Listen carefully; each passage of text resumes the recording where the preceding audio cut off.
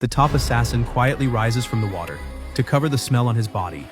He smears his whole body with the mud on the ground. Then he goes to a nearby farmhouse. He steals a set of clothes from a pickup truck. He waits silently in the jungle. He gathers the courage to head to the hotel late at night. After pushing open the door, Jason pulls out his gun, carefully scanning for threats. Clean clothes are already laid out on the bed, along with the final payment and a new passport. But strangely, his teammate never showed up to figure out what happened. Jason buys a SIM card at a convenience store, planning to ask the organization about his teammate. But the intel officer refuses to say a word, only urging Jason to head to the rendezvous. But when Jason arrives at the so-called meeting point, he instantly senses something is wrong. Just as he is about to leave, killers on motorcycles block his way with no way out. Jason leaps into the river. He dives across to the other side to escape. He grabs a brick and takes down a killer, snatching the weapon that falls to the ground. Then he quickly slips into the sewer. Two killers chase him down. He stays calm, hiding at the corner, waiting to strike.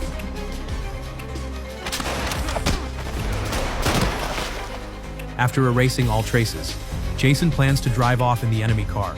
But as soon as he sits in the driver's seat, a stranger knocks him out. When he wakes again, he is lying on a bed. His wounds have already been treated. In their talk, he learns the man is also from the organization. But in one mission, he stumbled upon a secret. The organization was never meant to protect the nation. It is just a gang of mercenaries raised by a crime syndicate. Since leaving, he has been hunted non-stop. Today, he saved Jason only because he saw him in danger.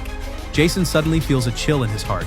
He walks into the next room to check the dead target's files, and finds the man was developing a vaccine for a virus, planning to release the formula to the world for free. But this move threatened the interests of Big Pharma, so they joined forces to hire killers to silence him. While Jason and the man are having dinner, a bullet suddenly rips through the glass into the room. Outside, the house is already full of killers. Jason lights a candle, turns on the gas valve, throws on his backpack, and escapes down a tree from the second-floor window. He drives off in the killer's car. Using the fake passport from the organization, he books a flight. But when he arrives at his own door, he sees a stranger holding his son to slip into a high official's private banquet.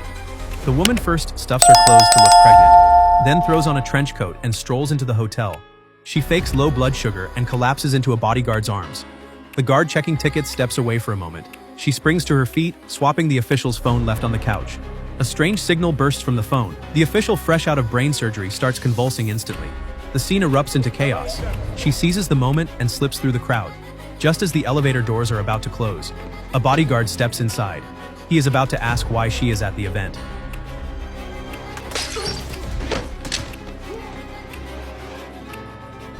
But they fight all the way from the first floor to the top.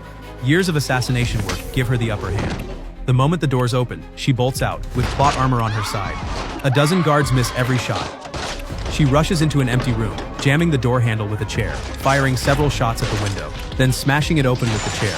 When the guards burst in by force, they instantly spot the hole in the glass. But Ellie actually took the fire escape instead.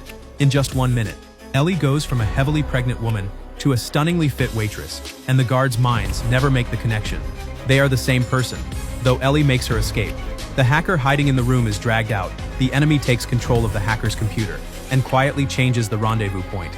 Meanwhile, Ellie's phone buzzes with a warning to avoid being tracked. She calmly strips off her uniform, switching to a whole new style. As the pickup car rolls into the alley, the man quickly unzips his backpack, pulling out a baby stroller he prepared in advance. While the two are distracted by a toy on the ground, he ambushes them from behind. But the car's headlight cover cracks from the impact. The man pays no attention to this detail. He drives to the agreed meeting spot. As Ellie walks closer and closer, the man grows more excited. But when Ellie is only 10 meters from the car, she suddenly stops, staring straight at the scratch on the headlight.